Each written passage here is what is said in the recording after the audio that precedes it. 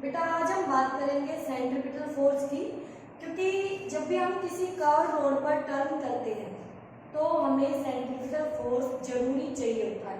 ठीक है, तो देखिए सबसे पहले तो जो सेंट्रीपिटल फोर्स आप देख रहे हैं इसकी नीड क्या है, इसकी जरूरत क्या है। बेटा जब भी हम किसी स्ट्रेट रोड पर चलते हैं, स्ट्रेट, ये हमारा स्ट्रेट रोड है, तो हमें सेंट्रीपिटल फोर्स नहीं चाहिए होता। लेकिन अगर उस स्ट्रेट रोड पर कोई भी छोटा सा टर्न आ जाए, मोड़ आ जाए, तब हमें सेंट्रीपिटल फोर्स चाहिए। ओके, तो आप इसको यहां से समझ सकते हैं कि जब कोई बॉडी ऐसे सर्कुलर ट्रैक पर चलती है तो जो फोर्स हमें सर्कुलर ट्रैक पर चलने के लिए चाहिए होता है वो ही हमारा सेंट्रीपिटल फोर्स होता है।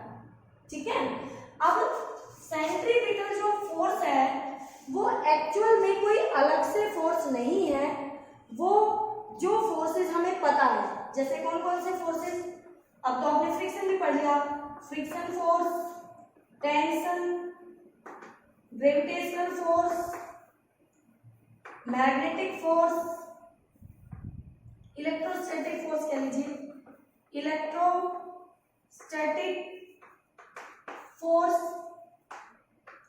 तो बच्चों सेंट्रीपिटल फोर्स इन्हीं में से कोई ना कोई एक फोर्स होता है। अब आपको देखना है कि जब वो बॉडी, जो भी बॉडी आप ऑब्जर्व कर रहे हैं और वो सर्कुलर ट्रैक पर चल रही है तो वहां पर कौन सा फोर्स एक्ट कर रहा है। ठीक है, क्योंकि आप +1 क्लास में हैं, 11th क्लास में, आपके क्लास में 30 स्टूडेंट हैं, 30 बच्चे हैं।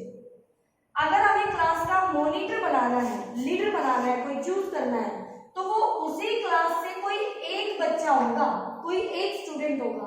हम बाहर से किसी को नहीं लेके आते।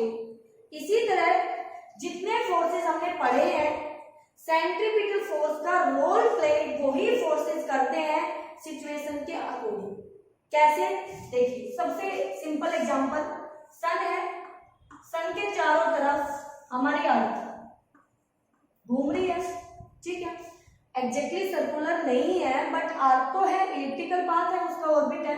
हम सर्कल ही मान के चलते हैं, जब भी कोई हम उसका मोशन डिस्कस करते हैं तो हम अज्यूम कर लेते हैं। ठीक है, तो यहाँ पर ये अर्थ है और ये हमारा सन है, इन दोनों के बीच में जो फोर्स एक्ट कर रही है वो हमारी ग्रेविटेशनल फोर्स है। तो इस अर्थ को जो सेंट्रीपिटल फोर्स मिल रहा है वो ग्रेविटेशनल फोर्स से मिल रहा है।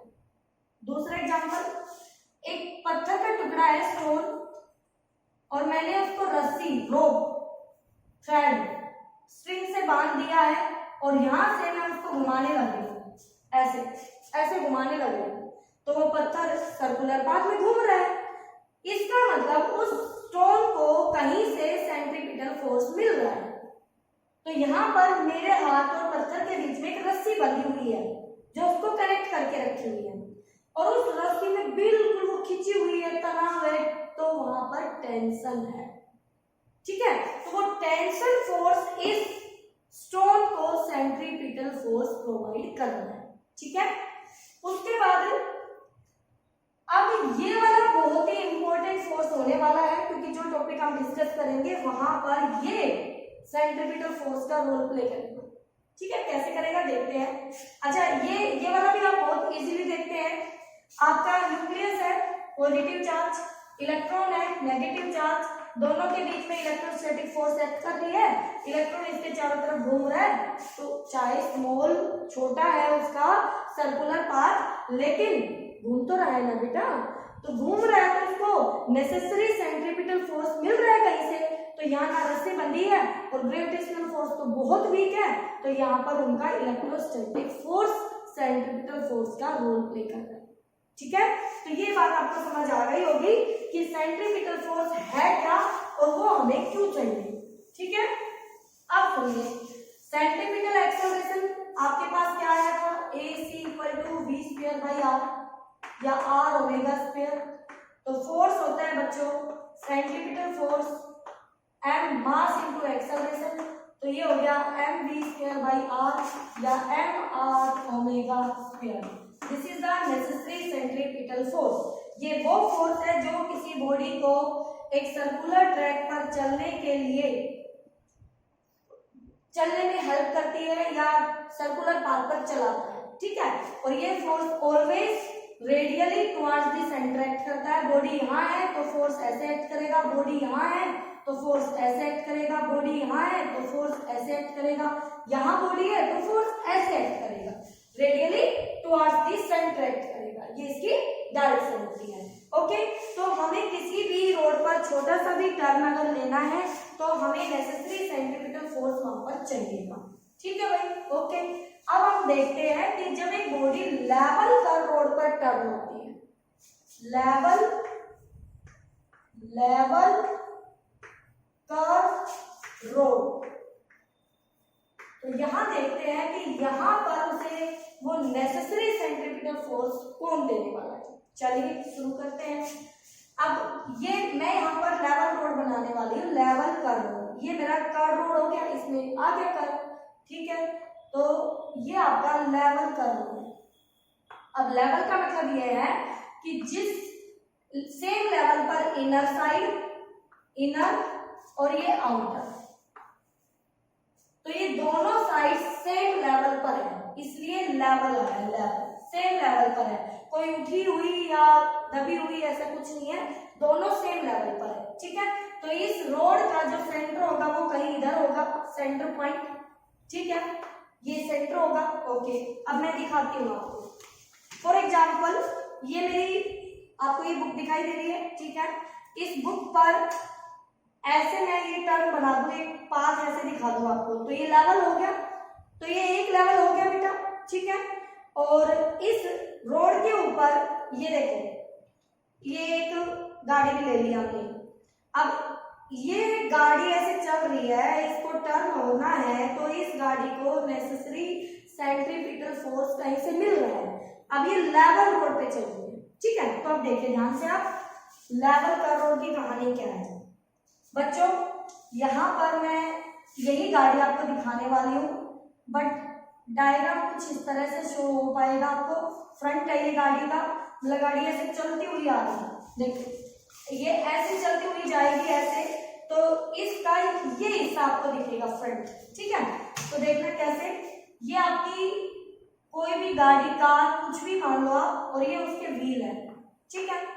जब ये गाड़ी यहाँ होगी तो इसका जो mg होगा, mg क्या वो ऐसे एक्ट करेगा, और ये इसका नॉर्मल होगा, बिल्कुल। इस गाड़ी की जब ये ऐसे मुड़ेगा, टर्न लेगी ऐसे, तो इस गाड़ी की टेंडेंसी होगी सर्कल से बाहर जाने की। कहाँ जाने की? सर्कल को छोड़ देगी, क्योंकि आपने पढ़ा इनर्शिया कि बॉडी जिस डायरेक्शन में है अपनी डायरेक्शन को मेंटेन रखना चाहेगी। तो अब ये तो सीधी जा रही थी, अब यहाँ टर्न आ गया तो ये सीधी जानी चाहेगी, तो सर्कल को छोड़ना चाहेगी। सर्कल को छोड़ना चाहेगी तो इसका अपोज कौन करता है? फ्रिक्शन। कौन करता है? फ्रिक्शन, जो इसके व्हील और रोड के बीच में एक्ट करेगा। कहाँ एक्ट करेगा? व्हील और रोड के बीच में एक्ट करेगा फ्रिक्शन। तो इसकी टेंडेंसी है सर्कल से बाहर जाने की। इसका मतलब कोई इसको सर्कल में रखेगा, सर्कल में रखेगा तो यहाँ पर एक ही फोर्स है, वो कौन है? फोर्स ऑफ फ्रिक्शन, जो इसके व्हील्स और रोड के बीच में एक्ट करेगा। इसका मतलब ये जो फोर्स ऑफ फ्रिक्शन है, यही एक ऐसा हमारा दोस्त होगा यहाँ पर जो हमें इस रोड को टर्न करने में हेल्प करेगा, ठीक है। तो जो नेसेसरी सेंट्रीपिटल फोर्स है वो हमें इससे मिलने वाला है, क्योंकि और तो कोई हेल्प ही नहीं कर रहा, ये तो दोनों आपस में बैलेंस कर जाएंगे, ठीक है। और यही एक फोर्स है जो इस रोड के सेंटर की तरफ एक्ट कर रहा है। क्यों? गाड़ी की टेंडेंसी है रोड कर्व पाथ से बाहर जाने की, सीधे जाने की, लेकिन फ्रिक्शन हमेशा मोशन का अपोज करता है, रिलेटिव मोशन का। तो वो इसको बाहर नहीं जाने देगा, बाहर नहीं जाने देगा, तो वो कहाँ एक्ट करेगा? सेंटर की तरफ एक्ट करेगा। तो क्या नेसेसरी सेंट्रीपिटल फोर्स mv²/r हमें ज्यादा से ज्यादा इस फ्रिक्शन फोर्स के बराबर दे सकता है, क्योंकि जितना फ्रिक्शन फोर्स है ज्यादा सेंट्रीपिटल उतना ही मिलेगा। तो हम यहाँ पर लिख सकते हैं कि हमारा centripetal force less than equal to होगा फोर्स ऑफ फ्रिक्शन के। बिल्कुल ठीक है बेटा। कम तो अगर हम स्लो चलेंगे तो हमें कम चाहिएगा सेंट्रीपिटल फोर्स, लेकिन अगर हमारे पास जो फ्रिक्शन है वो 50 न्यूटन है, 50 न्यूटन एक्ट कर रहा है अंदर की तरफ, तो ज्यादा से ज्यादा हमें 50 न्यूटन ही तो दे सकता है सेंट्रीपिटल। क्या उससे ज्यादा दे सकता है? वो नहीं दे सकता। जब वो एक्ट ही नहीं कर रहा तो देगा कैसे? तो बेटा जी आपका necessary centripetal force Mv²/r less than equal to force of friction हो जाएगा। बट हमें पता है फोर्स ऑफ फ्रिक्शन फन, ठीक है, एन की वैल्यू इस डायग्राम से mg, तो F equal to mu mg। Okay, तो यहाँ से हम मैक्सिमम ले लेते हैं कि Mv²/r इक्वल टू, ये मैक्सिमम ले लिया हमने, म्यू mg। ठीक है, m से m कट गया। Okay, v² equal to r mu rg, ये आपके पास आया। तो v मैक्सिमम जो है वो हमें कितना मिलेगा? Under mu rg, under mu rg। ठीक है, r उस रोड का रेडियस होगा, कर्व पाथ का जिस पे आप टर्न ले रहे हैं, g ग्रेविटी है आपको पता है, mu coefficient of friction, mu coefficient of friction है। तो ये v मैक्सिमम है। अगर यहाँ पर म्यू 0 हो जाए, यानी कि म्यू नहीं एक्ट कर रहा हो, वहां पे बिल्कुल स्मूथ सरफेस हो, फ्रिक्शन लेस हो, तो वहां पर v मैक्सिमम आपका 0 हो जाएगा, यानी कि उस कर्व पाथ पर आप टर्न नहीं कर पाएंगे विदाउट फ्रिक्शन। ठीक है बेटा, तो ये कहानी थी आपके नेसेसरी सेंट्रीपिटल फोर्स की कर्व पाथ के लिए। ओके बच्चों, इसको ध्यान से समझो क्योंकि नेक्स्ट जो टॉपिक है वो बहुत ही इंपॉर्टेंट टॉपिक है आपके लिए। ठीक है, बैंकिंग ऑफ रोड। ओके, तो बैंकिंग ऑफ रोड क्या है वो हम देखेंगे नेक्स्ट वीडियो में। इसको अच्छे से समझे, सेंट्रीपिटल फोर्स क्या है, लेवल का रोड क्या है, और आपका banking of road next video में आएगा, और एक वीडियो और आएगी जिसमें उसके बाद यूनिट 3 आपकी कंप्लीट हो जाएगी, फिर हम चलेंगे यूनिट 4 पर। ठीक है बेटा, अच्छे से कीजिए।